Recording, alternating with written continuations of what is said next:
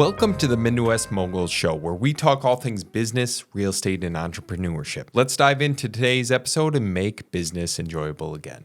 Welcome back to the Midwest Moguls Show. We have Marc Weinstein in the studio today to discuss real estate, to discuss business, everything that he's doing, everything that he's not doing.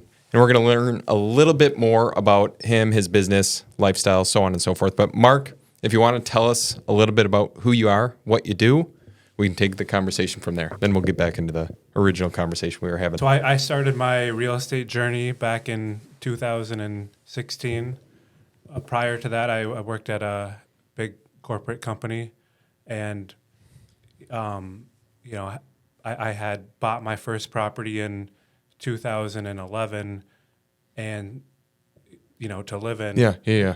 You were in the Seattle area, weren't you? Or like Washington, greater Washington area? Or what was the... Yeah. I remember you telling me this briefly. Yep. So, I was working at Boeing out in Seattle. Oh, no shit. Yeah. Damn. Oh, I didn't know that. Yeah, I had no idea. Yep. So I was in finance doing, business cases for airplanes. Yeah.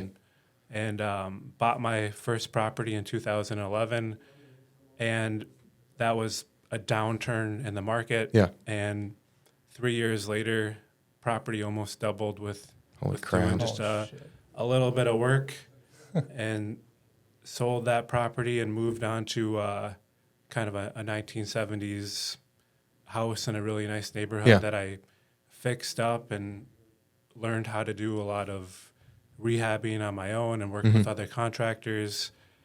And 2 years later, my wife and I had our first kid, and we love Seattle. Yeah. Great place for our 20s, but we wanted something more, less busy lifestyle. So we sold that property and she's from Appleton, moved to Appleton, and started my real estate career. Are you originally from the Washington area? No. Or where are you from? I'm from Minnesota. I didn't know that. How long have we known Marc? Yeah, I know. That's what I've never even asked you that. So I grew up in Minneapolis, Minnesota, and then I went to college at the University of Kansas. Okay.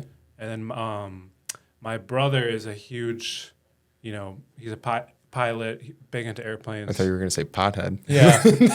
Well, maybe he's that too. Yeah. So after actually last year of college, I got a internship out in Seattle. Okay. Loved it, and then they offered me a job. So I worked there for 10 years before jumping into real estate, and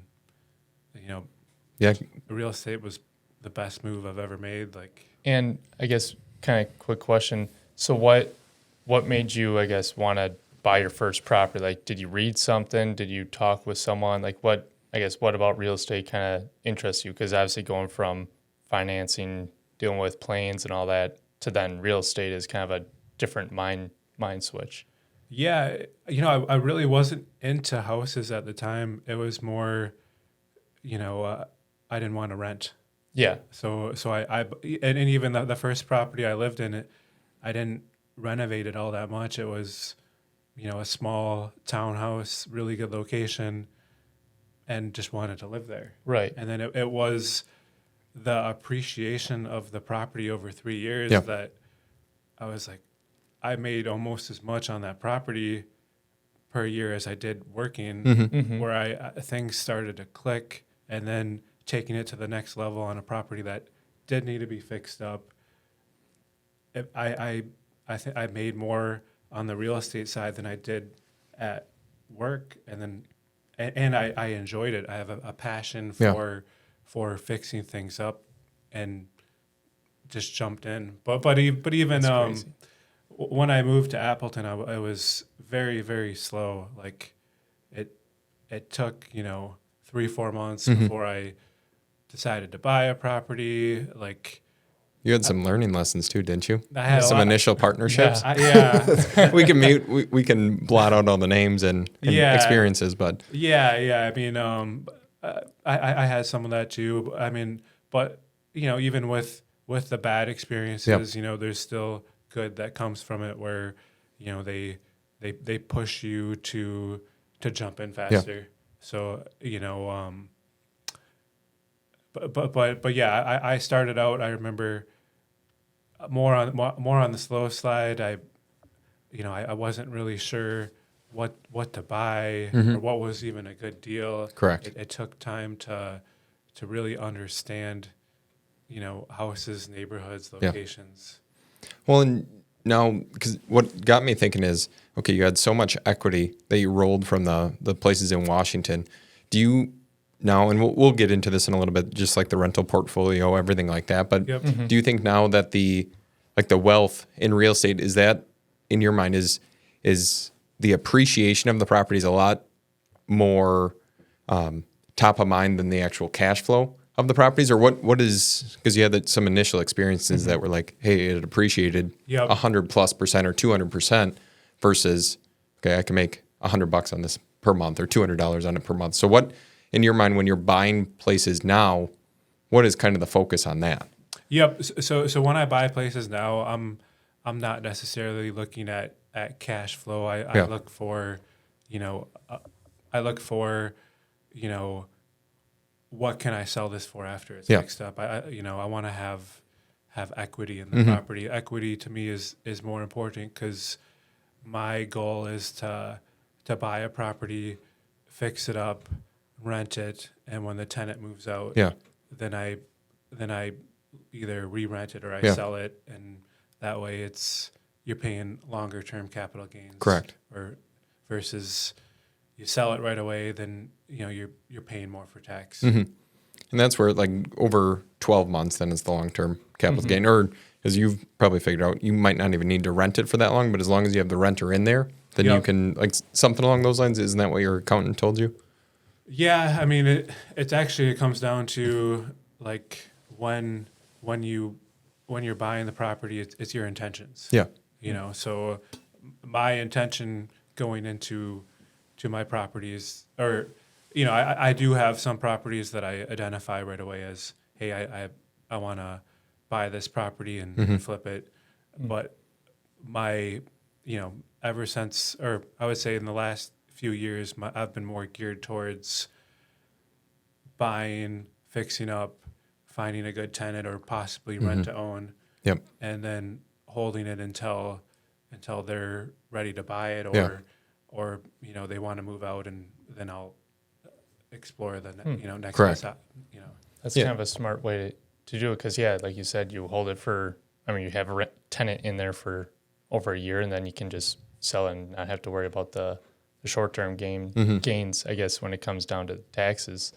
Now, is that, I guess, always like your ideal plan is have a tenant in there for a year, and then if they move out, sell it right away, or do you like to try and hold on to these? Because it seems like right now you have a decent amount of single-family rentals. Yep. And not sure if, like, with the cash flow and everything else, it's more ideal to just keep them renting it and then take out, I guess, when a tenant moves out of maybe a property that's just more of an issue and just isn't really working too well, then you just offload that one. Sure. Yep. I feel like it's a property by property basis. Sometimes when the tenant moves out, how did they leave it? I mean, do you have to, like, are they leaving out on good terms, bad terms? And also it's, do I need to, is it beneficial for me to sell this property so then I can 1031 and buy more? Yeah. It just kind of varies based on the timing. Interesting. It is. So when you're initially buying something, say the intention is to keep it as a rental property, do you, like, you're always making sure that they do cash flow initially when you buy them? Yep. Okay, just for clarification purposes, if people are watching this. I would hope so. Yeah. Well, but then in addition to that, it's like the initial focus necessarily isn't the short-term net cash flow, because the profits are they're minimal in the sense, but okay, it allows you to build equity. If you sell it in a year, then you can capitalize on that. Yep. You can roll it into the next place or buy more properties or whatever the case is. So well, I guess I'll ask the question, how many rentals are you currently up to, roughly speaking, if you even know off the top of your head? Yeah, roughly I'm like mid-50s. Okay. So you have 50 some single family houses. Yep. That's a lot of houses. Yeah, that's a lot of houses. That's a lot of, and you self-manage all of them, don't you? I do. Yeah, it can be a headache sometimes, but I can only imagine. but I mean, to be honest, for the most part, these properties are fixed up. They're well maintained, and then having the knowledge to know who to call. Correct. If something goes wrong. And that's where like the product that you normally bring to either the rental market or the resale market and I'll put some pictures in on the video side of things, but it's quartz counters, tile, showers, really nice laminate floors, nice light fixtures. They're really quality products, which probably basically gets you a better class of renter. And then in addition to that, when the tenant moves out or they decide to buy it or whatever, you're getting premium or top dollar. And you might not have to, after they move out, is the renovation side of things, is that pretty intense after the fact, or is it pretty much touch up a few things here or there? What has that been like for you? I've had a few where I've minor touch ups, and then I've had some where it's an eviction and hoarder situations where on the remodeled places. Yeah, I had one just recently. Had to evict someone, and they were shopping at Goodwill and just hoarding all the stuff. It Holy was crap! Seriously, a small house, took 5 dumpsters worth of stuff. But, my God. but there was hardly any damage to the property. It was mostly just big Stuff. Big clean out. Yeah. Dang. Which is, I don't know, that it makes me think, and like even having conversations, and then like from the years of knowing you and talking with you, we've changed up our strategy a ton. Yeah. Like versus what we used to bring to the market compared to now. I feel like the product is a little bit nicer. It's still not nearly as nice, but we'll see in the next. We have to keep up with Mark, Yeah, otherwise our 6 months. properties look like dumps still. They do. They do. But it's one of those that like you gain so many lessons from speaking with other people, talking to other people, getting to know one another, and just like we've transacted probably 50 plus properties together is what I would think. Yep. If I had a count on that side of things. So you're still actively looking. Like I know what your sweet spot is, but for anyone who's watching and listening right now who might have a deal, like what is the ideal Marc Weinstein rental property or flip house? Yeah, for me, my ideal house is that mid-century 1940s to 1970 2-3 bedroom ranch house, even with a foundation problem or something. I understand foundations, and it's this type of work I like to take on. Well, and to that point, like I actually had a conversation with a gentleman, a homeowner. Maybe we can get this deal locked up this week, hopefully. Like fingers crossed, but we'll sell it to you. So it's a 3-bed, 1.5 bath ranch in the Fond du Lac area. Has foundation issues, but he was originally saying they live in Minneapolis right now. Okay. And in the Minneapolis area, what he told me is like foundation issues really aren't a thing. No, maybe they are, maybe they aren't. But he never even, like, because it was pushing in a little bit. It was not necessarily that it would need to be excavated, but braced at least. And he was just saying that, like, he has a house in, like, the Boston area that he's owned for 30-some years. He has his personal residence in Minneapolis, but in either of those areas, foundation issues aren't really present. And I'm like, that's kind of interesting. So it's just the soil around here, and then the cost with it, though, is insane. That's crazy. Yeah, I mean, even I think Minnesota, you hardly hear, or if you go to even other places in Wisconsin, like up towards Shawano or towards Lake Michigan, it's more sand versus soil, and you're less prone to foundation problems. Yeah, and it seems to be just the area that we're in. Yeah, no kidding. And maybe it's the winters and stuff like that. Well, it's the soil and everything that goes into it. But like on that side of things, with like, so you initially, you moved from Washington, you came here. Yep. Starting out, was it like a super fast start, or how long has it been like since that first property? Was that in when did you move here specifically? So yeah, my daughter was born in 2016. Okay. And shortly after that, we made the move. I actually worked virtual with my company until March of 2017. Okay. Oh, dang. But I bought want to say I bought a few properties at the end of 2016, and then into 2017 I was more on the, a house every 2 or 3 months. Yeah. So it was pretty slow, compared to where I'm at now. But I guess when I started out, I was much more conservative. The equity that I brought from living out in Washington on the prior purchases, I used almost all my own equity to flip property. So I didn't really have many rentals because I needed that money to keep turning. Where the big turning point for me was 3-4 years ago when I started hooking up with lenders, and they're opening up their checkbook. They're basically saying, hey, we'll give you whatever you want type of thing, but only up to maybe like 80%. But they were doing it at a rather fast pace, and then I had met you where you're just shoveling properties your way. You're feeding properties to me, and they all made sense. So and then you're maxing out the credit line and everything like that, and oh my god, because you've never had a hard money loan. That's no, I've never had a hard money loan. Even when I wanted to start out more conservative. It's hard money loans can be scary. Yeah, very much, because you can't sell the property in a certain amount of time, or correct. Just the interest. Yeah, and I guess what you're doing, you're not fixing them up and then selling them right away. You're trying to hold on to them for over a year. So hard money lending after what, 6 months, yeah. Then you have to refinance. So either way, you're going to get back into like that traditional mortgage and everything like that.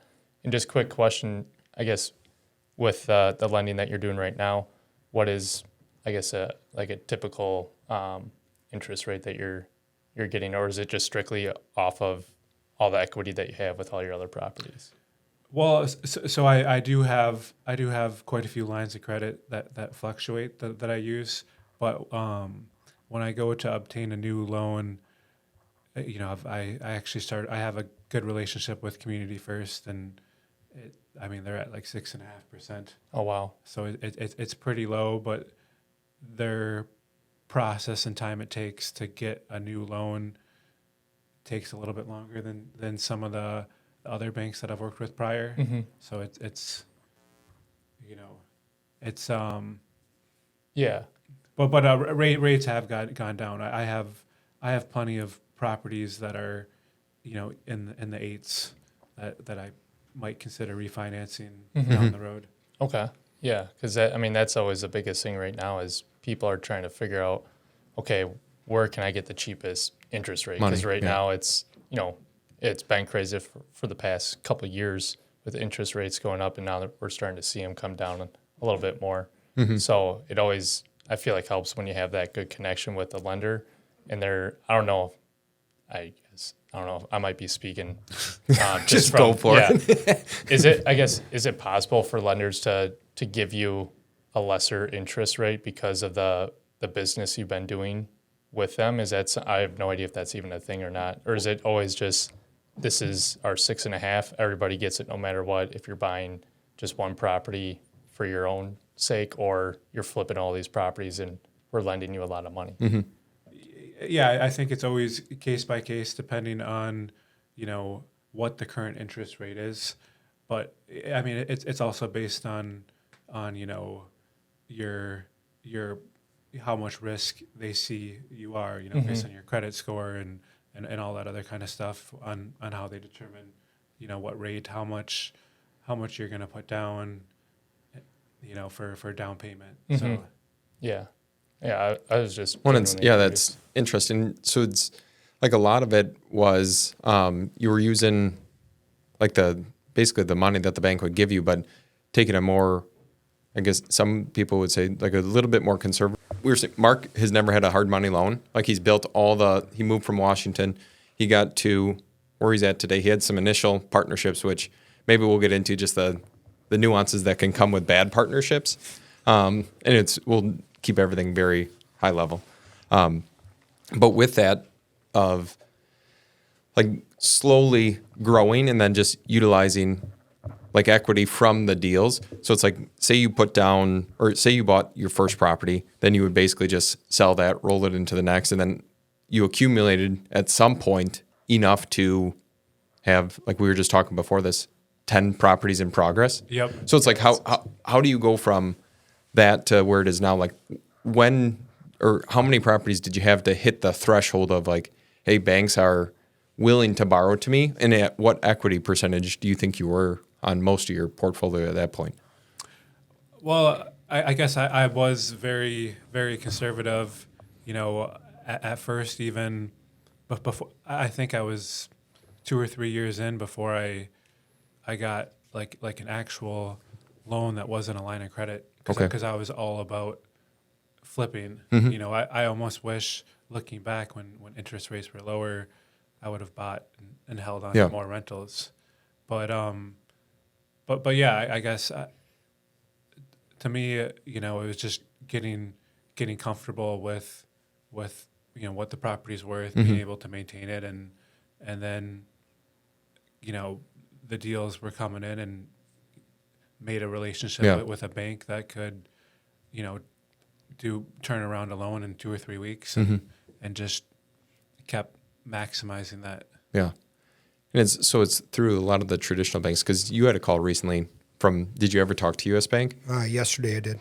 Yeah. And so tell Mark what they... So what they were proposing is doing like a line of credit, an unsecured line of credit. Okay.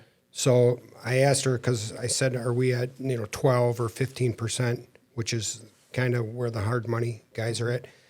And she said, no, it would be less than that. And it was based on credit. And then what they would do is based on your gross revenue, they would lend you up to 20% of the gross revenue as a line. So an example is if you do $100,000 of gross revenue, then you're getting a $20,000. If you do $1 million, you're able to get $200,000. Okay. So depending, and I didn't have that number right off the top of my head. I mean, I don't know what that number is without looking through our information. But she was saying that, and then based obviously on if your credit score is good, which our credit scores are fine. So we, give an example. If she said, well, if you could, and I was asking her, I said, could we borrow, say, just as a number, $200,000? Yep. And then that way you could be able to find some of these deals. You buy $120,000 or $30,000 house, you're able to just go say, here's our money, and then you'd have funds to rehab it, and then so that might be a cheaper option versus using a hard money lender. Yep. So Well, yeah, and even for me, when I was growing, the rental properties I started to accumulate, I rather than pay them off, I would do a line of credit. So when I need the money to buy the next one, if I can't get a loan from the lender, I can use that line of credit money, own the property, fix it up, and then get a loan at a higher value. Let me just think through that.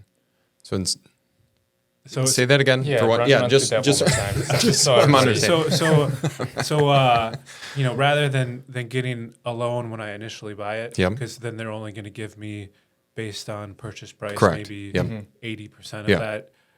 I would buy it, fix it up, Yep. and then get a tenant in there, because a lot of banks like to see Correct. you That know, it's leased up or yeah, whatever. that it's leased, how much you're getting, is it that can help you with your payments. But I would get the loan after, and then that money would just come back in, pay off my line of credit, pay it down, and just keep continuing that process. So then I have this line to fall back onto versus a hard money loan. Yeah. And I always have the cash available. So you were doing like an equity on the existing property that you had, or were you just financing it out at that point? Yeah, so the rental properties that I had, I think I have a total of 5 lines of credit with 5 different properties, and so those 5 lines, there's times where I've bought a lot and I've maxed them all out, and then there's times where you sell things, you pay them down, and so the goal is to always have enough in there to, in my eyes, to be able to buy 2 or 3 more, so you don't miss out on any opportunities. And what's like the typical amount that I guess you'd be able to get on just like one property? What's the line of credit amount? So line of credit is almost essentially the same as a loan, but you're only paying the interest on what you're using. So if you have a line of credit for $100,000 with a zero balance, you're not paying anything. Once you use maybe 80,000 of it, now you're paying interest just on the 80,000, but you still have whatever 20,000, whatever the line of credit is for left. And the great thing about that when you're flipping is once you sell a property, you pay it down, so you're only paying interest on what you're using at that time. What's the interest usually on that? Does it change by the amount you pull out, or is it just always when you take anything out, say it's 50 or 80,000, it's going to be 6.5%, or what's that look like? Yep. So line of credit goes with whatever the prime rate is. So as prime fluctuates, so does your line of credit. So I think when I started, it was like prime +1. Now as I've grown and they trust you more, it's like right at prime. So Dang.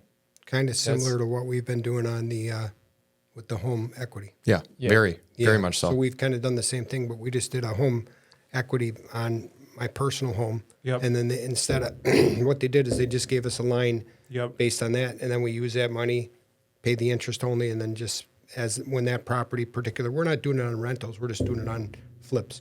Yep. So when that property sells, then we would pay that back, and then we'd have that money left in there to use for whatever we're going to use it for. Oh, and that even reminds me of when I did start.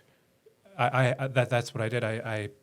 I used the equity in my own personal house to fund my business with line of credit, because on your personal house the interest rate was a fraction of what a business interest rate is. Right. Yeah, that's huge. Because even prime, it's probably around 8% right now, where you can get 7.5, I think, because we just did a loan. 7.5, where I can get a rental property loan at well below that. Yeah. So That's interesting. So are you using say you have 5 lines right now? Yep. Is it all through the same bank, or is there separate banks that have separate ones and you don't specifically need to name the bank? But Yep.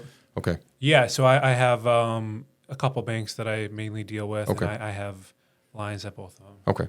Because that's what I'm thinking. Even on my personal residence, it's like, could you access? Because there's a lot of equity in there. It's probably a $400,000 house, and we owe whatever 200 roughly. Yep. So it's like you have 200 grand in equity. Even if you borrow up to a certain percentage of that, Yep.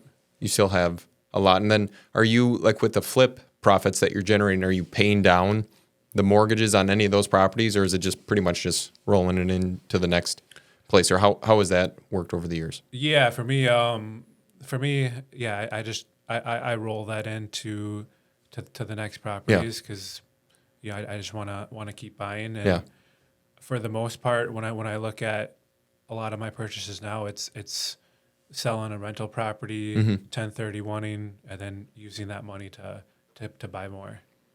That's so interesting. Yeah. It's a different way I of know. thinking of doing it, because not everybody's thinking, I can just get a line of credit on a property and utilize that. Like you said, if you can't get financing right away, but you need to buy a house quick, Correct. boom, you have the money. And the great thing is that you're not actually paying interest on it until you make that initial draw. Yeah. So that it's sitting there. Yeah, it's just it's free money basically for to use whenever you want. Yeah. And as home values go up, like it only gets probably better. Do they ever reevaluate, like say your portfolio, say maybe it's 10 properties that are together, and it's worth $2 million total. Yep. Do they ever reevaluate the equity in the portfolio to maybe lend you more, or do you have to specifically request that? Yeah, you have to request Okay, that. that's what I was wondering. But with values going up, you can request that, and even with mortgage rates going down, or if they go down in the future, you can refinance. And, get better rates. Yeah, that's interesting. Yeah, hopefully in the next, coming years that the rates will drop down to even that four range would be good. Yeah. Yeah, then you and us and everybody else would be able to take your properties and refinance out, and you'd have some good cash flow coming in from that. Yeah, absolutely.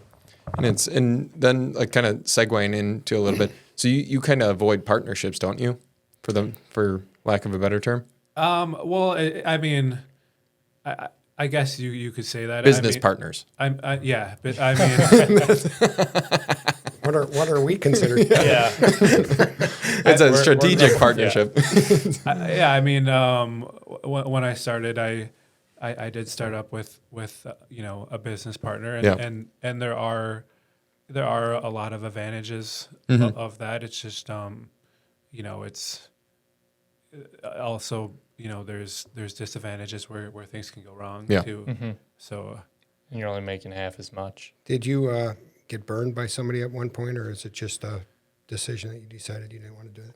well, I mean, it was more so like I mean, you could say burned, but I mean, looking back, I mean, there's also, a lot of, things where like you got pushed into to move and grow faster due to experiences. And where you started out, I wasn't here for that, but you were in were you in D.C. or Washington State?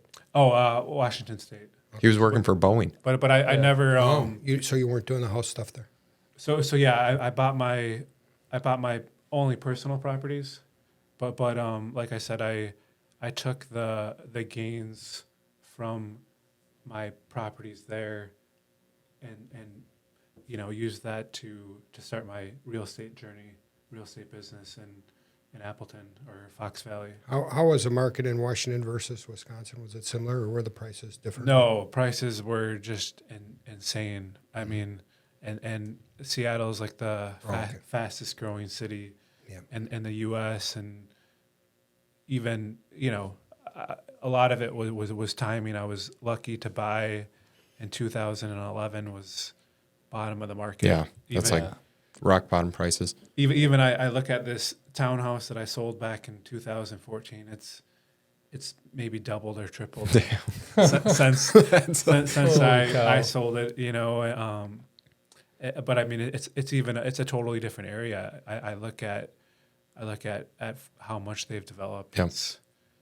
It's Yeah, I mean, I can imagine like a starter house there is probably 2.5 times what it would be in Wisconsin. Oh, easily, yeah. I think the average house there is $1 million. Oh yeah, so it's way, so 4 it's times. maybe 4 to 5 times, 4 to 5 times. With no land. Yeah, Oh my it's just a row house for $1 million. Yeah. And that's, I don't know, because we had a conversation yesterday, and the individual we had on yesterday, Ben Busha, if you guys want to listen to that podcast, but with Ben, he was saying that he's down in the Milwaukee area. So the average price points down there, and some of the communities that he's doing remodels in are like resale prices, probably $500,000, $600,000. That's his sweet spot. And then for us up here, I'm like, well, that's double what I'm used to. And we've done some more expensive flip houses, and they never seem to turn out well. But what he had mentioned was the more expensive houses gives them the ability to actually stick some money into the renovations and have it turn out like really, really pretty, do some design changes, so on and so forth. And if they stick 100 in or 150 in, you might buy a place for 300, stick 150 and sell it for 700. Versus us, it's like you're buying it for 120, sticking 40 in, and then you're selling it for 220 or 240 or whatever. And maybe it's just we're trying to figure out what type of materials and stuff that you can add that extra, I guess, expenses to get that higher quality finish and everything like that. But I think that's always the name of the game is what can you stick into the property to get a higher return? And that just, goes to show that obviously location helps tremendously, and then also the materials that you're putting in and the quality of work that's being done. Like if it's looking beautiful, marble countertops and everything like that, you're going to be able to get a buyer that's willing to pay over that asking price and Correct. even higher potentially. So, and that obviously that's what you're finding out. That's what we find out. We're like, oh, it's going to be, a $220,000 house. And Mark comes back, sold it for like 280. Like 280. I'm like, what? Dude, making money left and right. Well, I mean, you have to think outside of the box, and even it's whenever I buy a property, I'll, the first place I'll look is like, the basement. I'll see where all the bearing stuff is. Yeah. I'll check out the kitchen. I'll be, what's the most ideal layout? Yeah. Can I put an island in? What does that buyer want? Correct. And try to produce a house that is going to apply to the average buyer. Correct. One question that I have is when you're doing a typical remodel, are you tearing walls down or are you just using the existing and then just making it look nice from the existing? Are you adding, like you said, islands or things like that, or are you just using the existing plan and then just fixing from there, like paint and carpet and all that kind of stuff? Yeah, and a lot of it depends on the house. I mean, if a lot of times when I do take down walls, it's non-load bearing, so it's easier to take down. But there are times where taking down a structural wall will completely change the house, and then it's just a matter of getting. Everything will cave into the basement if you're not. Yeah. Yeah. Well, I mean, then it's just a matter of doing, the blueprints and making sure you have the right, the structural LVL and beams. Do you have any recommendations on the people who do design work or like drawings and everything? Because we had to do the house next door. Obviously, had the house fire. Yep. So now we have to put a roof on it, Yep. and we have to have drawings of the entire thing. And we got someone to do it for us, but even for future preferences. Yeah, the biggest problem that we had was that when you start calling around to engineers or people that do that kind of work, everybody's really booked out. Most of the people that I contacted were not until 25. They couldn't even look at it. Yeah, there's nobody available. I called probably 4 or 5, and a lot of them said, well, we don't do that type of work. Yep. So, but I did find a company out of Portage. Sure. And 2 guys came over yesterday, and they quoted me, I think it was to do the drawings and to make sure we have everything. And he noticed the basement, one of the beams was kind of sagging, so he said they would have to re-support that. But he figured it was between $3,000 and $5,000 to do the drawings for that house. Okay. So, which I'm not sure if that's the going rate, but we were kind of forced because the city is saying, you got to get it done, so we need somebody to do it. So I hired them to do it. Yeah. Yeah. No, I've used a couple companies to do blueprints, but for the most part, they have books and information on. Correct. It's more geared towards like the one level house. It definitely gets a lot more complex when you go into 2 stories and roofs and Load points and everything. Yeah, and that It's was just a the pain. situation with this because there was a fire. So, and he had asked me, do you want to use hand-framed trusses or do you want to use, pre-manufactured trusses? What did you tell him on that? Well, I told him that we wanted to do whatever would be most cost-effective for that Yeah. style house. Yeah. Okay. I said, it doesn't. We're not that we're trying to cheap out on the house, but it's going to be a rental house, and so I said if it's more cost-effective to have guys hand frame it, then we can do it for that. I said, but if it's more cost-effective to just order trusses, and so he said he would design it based on that. So, and there were two guys, and they gave me the card. I couldn't even tell you what the name of the company was, but at this point, because the city is kind of on us about repairing the house, I just hired them to do it. Yep. And said, so we'll just kind of take a look at it. And I did talk to one of the guys, and he said that there was a company called Excel Engineering. I don't know if you ever heard of them. Yeah. Okay. And he said they have a lot of guys working for them. But he said you can expect with them, he said you're probably 3 times anybody else. Really? Oh, wow. Which was interesting. Yeah. And he was a guy that I knew from Fond du Lac, but he said, so if you're in a time crunch and you need them, go ahead and use them. But he said you can expect. He said, so give me an example. If somebody says we're going to charge you $1,000, he said, Excel would be, $3,000 without even blinking his eyes. And I said, well, that's good to know. And he said they're a very good company. They have lots and lots of engineers, probably 30 engineers that work for him. Okay. So that's what he said. You know, It's they do tons of job. Well, that's what he said. If you really need somebody, he said they'll get it done. Okay. Yeah. But he said just use them in a time crunch because of their cost, Yeah. which was, I mean, I didn't know anything about it. No. And I think when I look at a house, if I'm gonna have if I'm unsure, it's gonna be that difficult of a route. I won't I won't open it up to that level. Right. I'm Better be safe than yeah, sorry. I'm taking down the walls that aren't load bearing, or if they are, they're very obvious on one level houses where it's very obvious on the load bearing. Right. You know. So you could just make it opening maybe a little bigger to make it look more open, and then leave the walls alone, and it just Yeah. concept of Yeah, openness don't- is Yeah, is I mean, your structure is everything, so you never want to jeopardize. right. Your Exactly. structure, and yeah, you also don't want to, you don't want to open up houses and create more work. Yeah, well, with the house next door, it's already open from the first. we don't have any choice. All the way open to the, It's from the open roof to- to yeah, the Basement. basement. Yeah, you can see outside, so we actually have to have the. Yeah. I mean, it was just an unfortunate thing. We were about We were literally probably two- 3 weeks. 2 to 3 weeks away from Yeah. being done. We had Oh, plumbing wow. in, we had Electrical, bathrooms and yeah, everything. bathroom, drywall. Oh my yeah, it was paint. flooring and cabinets were all we had left. Yeah.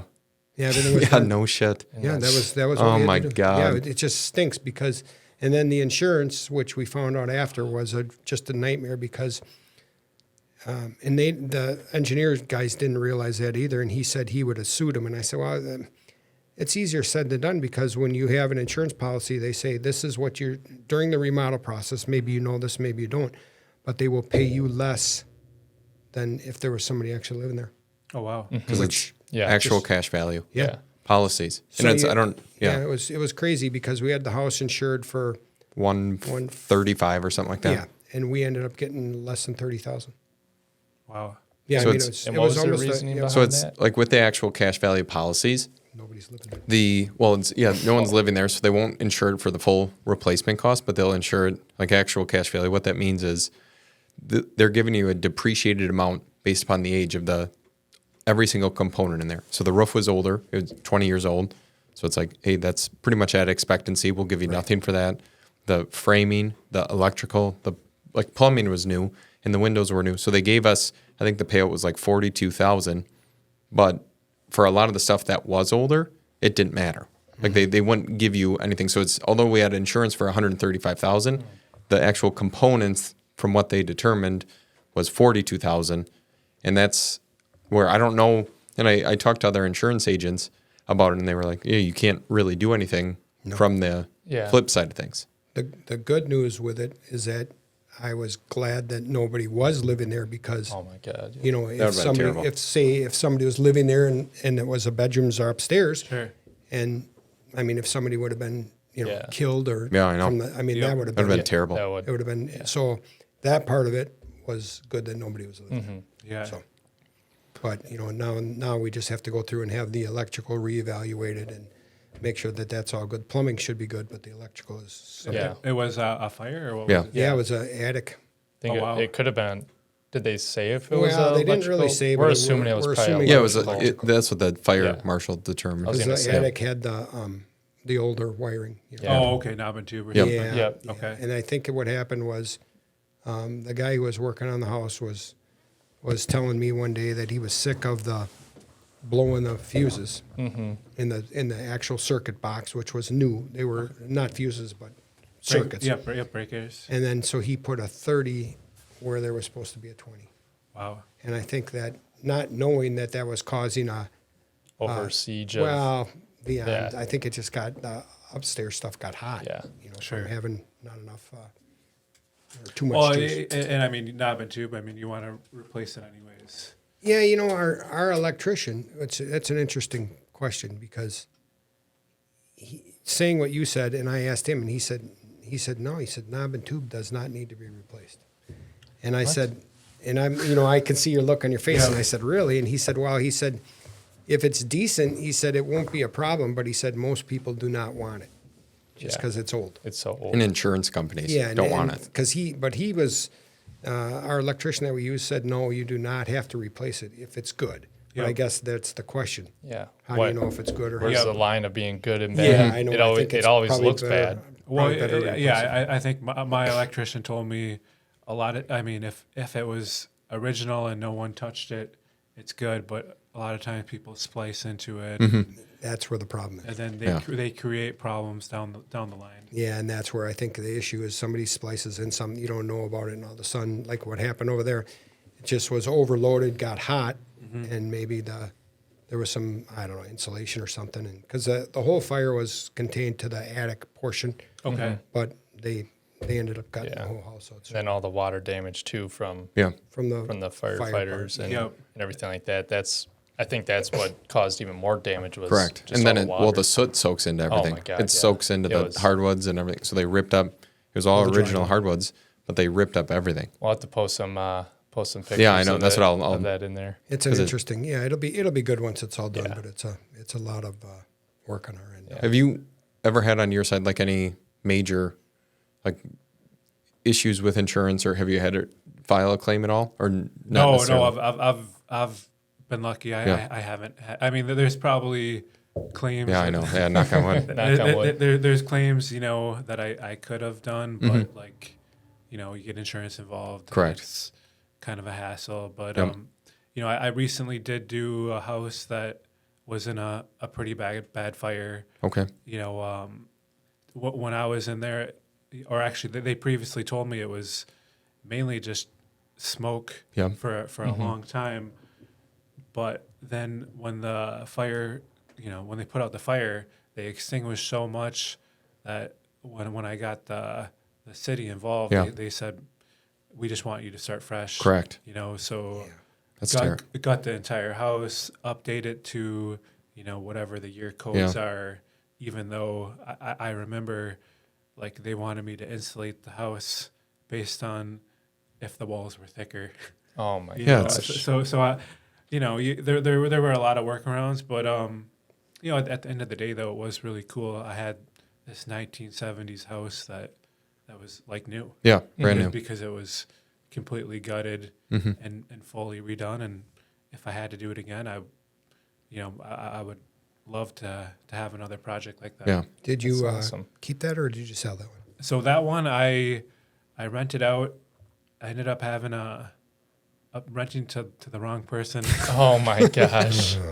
So Brand new house. yeah, brand new house. Luckily there wasn't too much damage, and I ended up listing that one, and it actually sold last month. Oh really? Yeah. But I made a pretty good, decent profit on it. On your rentals, are you using are you managing them yourself or are you using somebody to help you with that? So I am currently managing myself, or I have my wife, helping out with some of the paperwork and stuff. That's a full How many? Yeah, how many do you think he has? Yeah. Did you hear when we were talking about I it? thought you said like 40 or 50. Yeah. And you're managing all those yourself?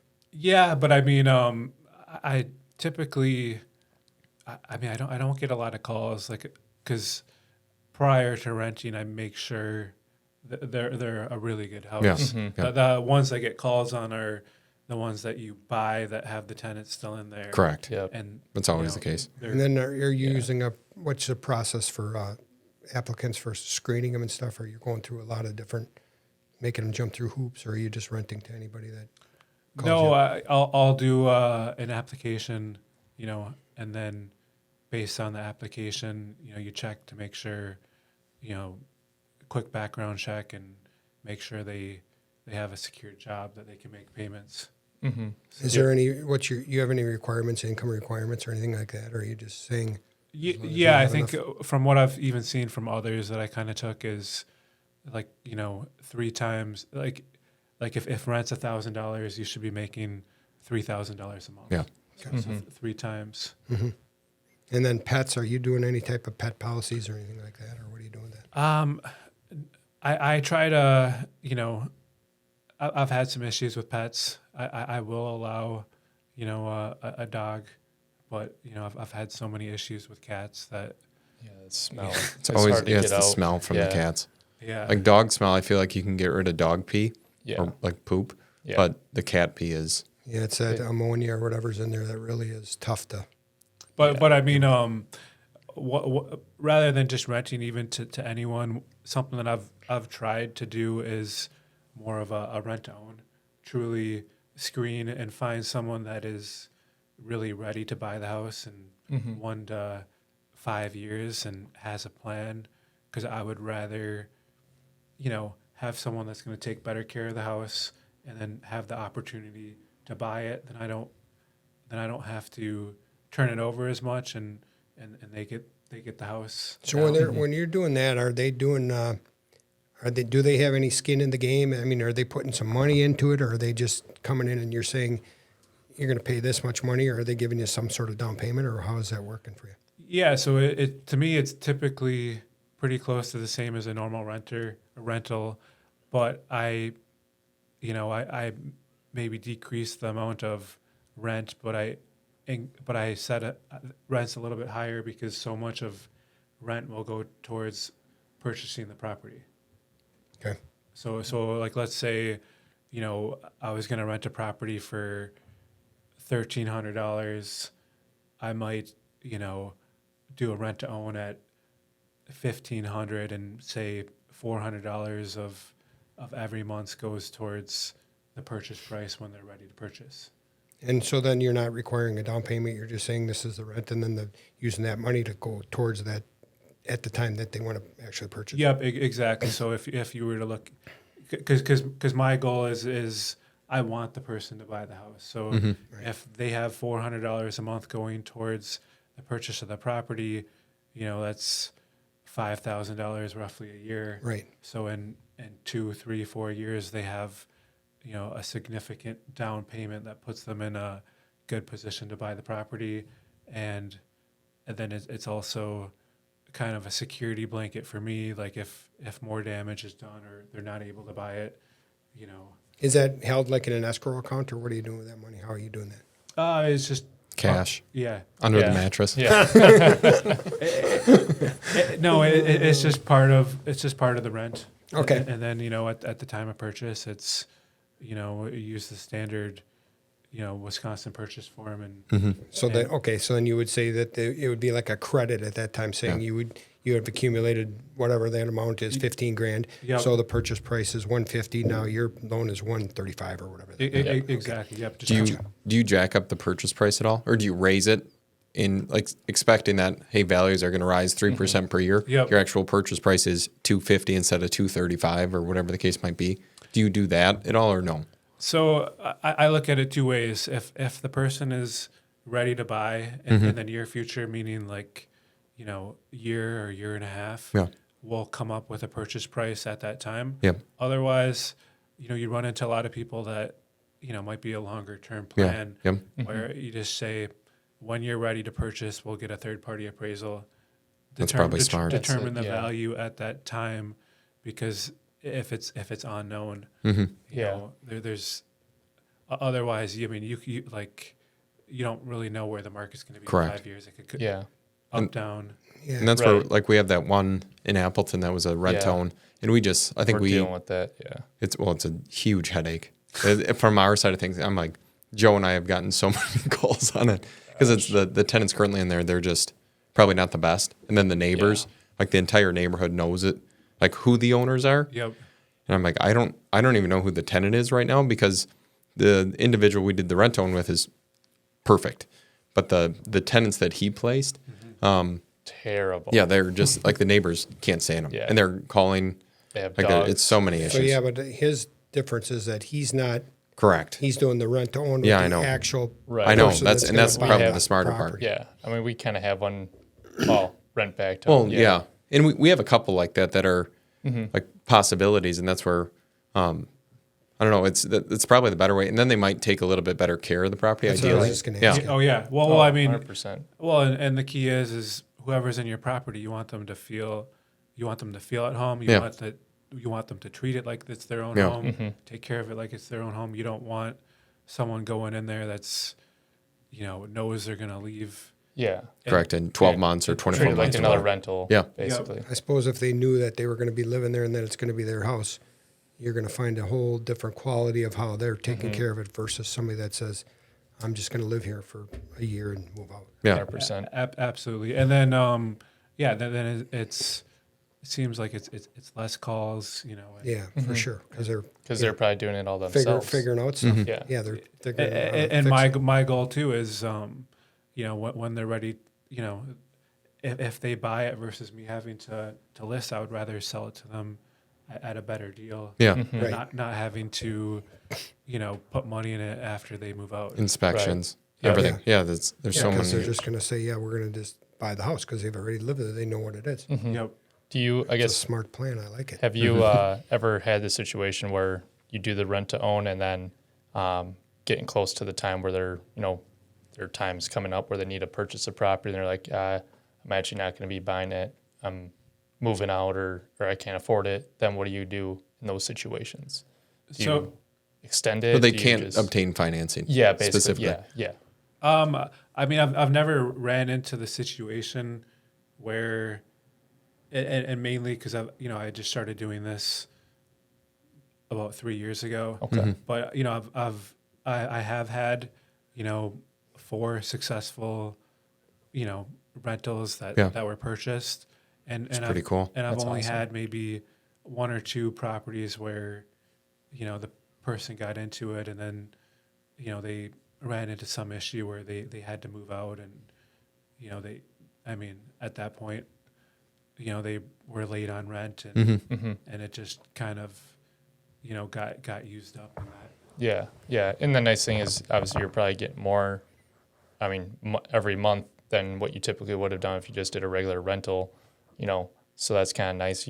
At least you made a little extra cash, and then, if they still move out, then you still have the house, still have an Correct. asset that Because you you're not, can relist. yeah, you're or not get given a another- refund if they decide not to do it, are you? No, so it's the just- money that and that's why I look for someone that's really qualified, Serious, because I'll break even or even take a loss if I know I have a better quality tenant that's going to buy it down the road. Yeah.